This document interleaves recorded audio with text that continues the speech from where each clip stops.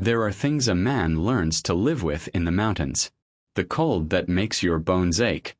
The silence that presses against your eardrums until you hear your own heartbeat. The loneliness that either breaks you or makes you understand yourself in ways you never wanted to. But nothing prepares you for the moment you realize you're not alone in that silence, and that what's watching you from the tree line isn't an animal you can name. My name is John, and I'm 55 years old now. I'm telling this story because the weight of it has become too heavy to carry alone, and because I owe something to the truth, no matter how impossible it sounds. 23 years ago, I inherited my grandfather's cabin in the Bitterroot Mountains of Montana, about 40 miles from the nearest town. The inheritance came with 200 acres of pine forest, a well that still worked, and a wood stove that had kept 3 generations warm. I was 32 then, freshly divorced, and convinced that isolation was exactly what I needed to put myself back together. The cabin sat in a valley where the Douglas firs grew so thick that even at noon, the forest floor stayed in perpetual twilight. My grandfather had built it in 1947, after he came back from the war and couldn't stand the sound of car horns and crowded streets anymore. The logs were hand-hewn, fitted together with such precision that the wind never found its way through the cracks. There was no electricity, no phone line, no connection to the world except for a dirt road that became impassable from November to April. That first autumn, I watched the aspens turn gold, then watched the snow come and bury everything until the world became nothing but white and gray and the dark green of the pines. I spent those early months learning the rhythm of survival, chopping wood until my hands bled and calloused over, checking the trap lines my grandfather had taught me to set when I was a boy, rationing the supplies I'd brought in before the first snow. I read by lamplight, cooked simple meals, and listened to the wind howl through the valley like something alive and hungry. The isolation didn't break me the way I thought it might. Instead, it settled into my bones like an old friend, and I found peace in the predictability of it all. But that peace shattered one February night when I heard something outside the cabin that made my blood go cold. It wasn't the sound itself that terrified me. It was the wrongness of it. A scraping sound, like antlers dragging across wood, followed by a breathing that was too deliberate, too measured, too aware. I sat frozen at the table, my coffee cooling in my hands, listening to whatever it was circle the cabin in the darkness. The sound stopped at each window, and I swear I could feel something looking in, studying me with an intelligence that no animal should possess. When dawn came, I found tracks in the snow. They were massive, elongated, wrong. The prints looked almost human, but the stride was too long, the pressure too deep, and there were marks that suggested claws where toes should have been. They circled the cabin 3 times, stopped at each window just as I'd heard, then disappeared into the forest heading north toward the ridge where the land turned rocky and the trees grew sparse. I told myself it was a bear. Then I told myself it was a mountain lion. Then I stopped telling myself anything because deep down, in that primitive part of the brain that still remembers when humans were prey, I knew I had seen something that didn't fit into any category I understood. I started keeping the rifle loaded by the door. I stopped checking the trap lines that led north. And every night, I listened for that breathing, that scraping, that presence that had looked at me through my own windows and decided, for reasons I couldn't fathom, to let me live. The encounters became routine, and routine bred a strange kind of understanding. Every few weeks, usually on nights when the moon was dark and the cold cut deep enough to freeze spit before it hit the ground, I would hear it. The scraping, the breathing, the careful, deliberate circling. But it never tried to get in. It never scratched at the door or tested the windows. It just visited, like it was checking on me, making sure I was still there. 3 years into my isolation, I started leaving offerings.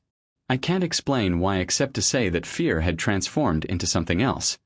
Curiosity, maybe, or the desperate human need to communicate with the unknown. I left deer meat on a stump 50 yards from the cabin. Fresh fish from the creek in spring. Bread when I baked it. Each time, the offering would be gone by morning, taken with a delicacy that left no trace except for those impossible tracks. Then came the winter I was 38. A group of hunters from Missoula had pushed deep into the mountains, following rumors of an abnormally large elk herd.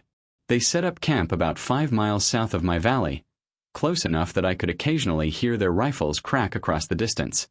I should have known they'd find the tracks eventually. Should have known that men with guns and pride and too much whiskey would decide that something unknown was something that needed killing. They found me on a March afternoon, 3 of them, riding ATVs that tore up the snow and shattered the silence I'd grown to love. The leader was a man named Dalton, mid-40s, with a kind of smile that didn't reach his eyes. He asked if I'd seen anything unusual. I lied and said no. He asked if I minded them setting some traps in the area. I told them it was public land, they could do what they wanted. But my stomach twisted with dread because I knew exactly what they were hunting. They set the trap on the ridge where the tracks always disappeared. It was a brutal thing. Steel jaws hidden under branches and snow, designed to catch a leg and hold it until the hunters could arrive to finish the job. They told me about it with pride, showed me the trigger mechanism, explained how they'd baited it with a gut pile from the elk they'd killed. I nodded and said nothing, but that night I lay awake planning, knowing I had to do something but not knowing what. 2 nights later, I heard it again. The scraping. The breathing. But this time there was urgency in it, a pattern that felt like language, like a warning. I grabbed my rifle and a lantern and did something I'd never done before. I went outside to meet it. The cold hit me like a fist, stealing my breath, but I pushed forward into the darkness, following those massive tracks through the snow toward the ridge. I found it at the trap, standing perfectly still in the moonlight that had broken through the clouds. And for the first time in 6 years, I saw it clearly. It was tall, 8 feet at least, with a body that looked emaciated to the point of impossibility, skin stretched tight over bones that jutted at wrong angles. The head was elongated, crowned with antlers that branched like dead trees, and its eyes reflected the lantern light with an intelligence that froze me in place. But it wasn't caught. It was standing there, looking at the trap, then looking at me, and I understood with sudden clarity that it had been waiting for me. "You came," it said, and the voice was wrong, wrong, wrong, like wind through hollow bones, like ice cracking on a frozen lake, but unmistakably words. "You came to warn me." I couldn't speak, couldn't move. The rifle hung loose in my hands. "They want to cage what they fear," it continued, and I could hear something like sadness in that impossible voice. "They always do. But you fed me. You let me circle your home. You never fired your weapon. Why?" I found my voice, though it came out barely above a whisper. "Because you never hurt me."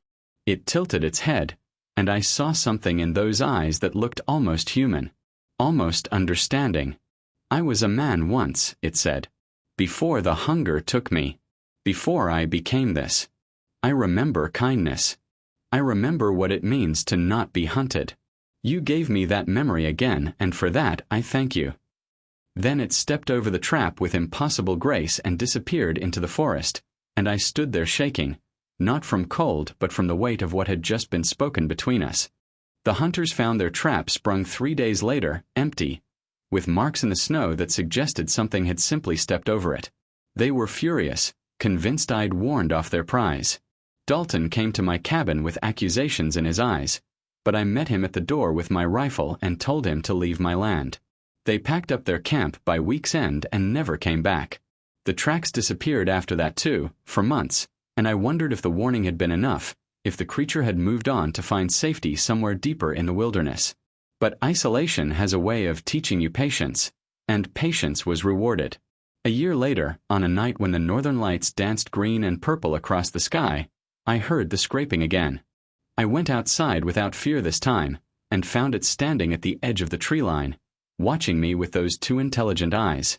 It came closer that night than ever before, close enough that I could see the rise and fall of its chest, hear the rattle in its breathing that spoke of age or illness or the simple wearing down of existence. "You're sick," I said, and it nodded slowly. "The hunger never stops," it replied. "But I learned to control it, learned to be more than what I became. You helped me remember that. Your grandfather did too once. He fed me, never hunted me, kept my secret until he died."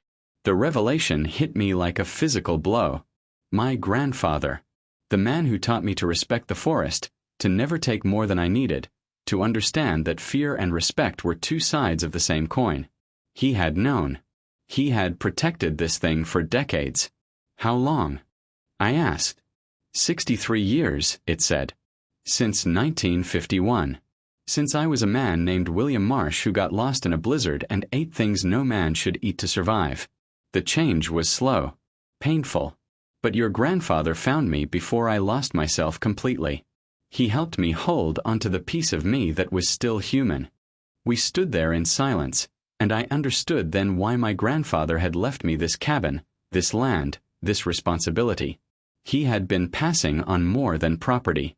He had been passing on a trust, a covenant with something that existed in the spaces between what we know and what we fear. The creature, William, visited me regularly after that. Never came inside, never asked for more than what I willingly gave, but there was companionship in those visits. A strange, impossible friendship between a man and what he'd become. We didn't speak much, but we didn't need to. Sometimes understanding exists beyond words. It's been 15 years since that night at the trap. I'm 55 now, and William still visits, though less frequently. The breathing is more labored, the movements slower. I know what's coming. I know that one winter, probably soon, I'll find tracks that lead into the forest and don't come back out, and I'll follow them to wherever he's chosen to rest. I'll bury what remains if there's anything left to bury, and I'll keep the secret just like my grandfather did.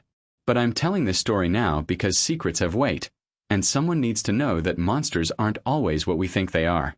That sometimes the things we fear are just broken pieces of humanity trying to hold onto whatever dignity and compassion they can salvage. That the line between man and monster isn't drawn by teeth and claws, but by choices.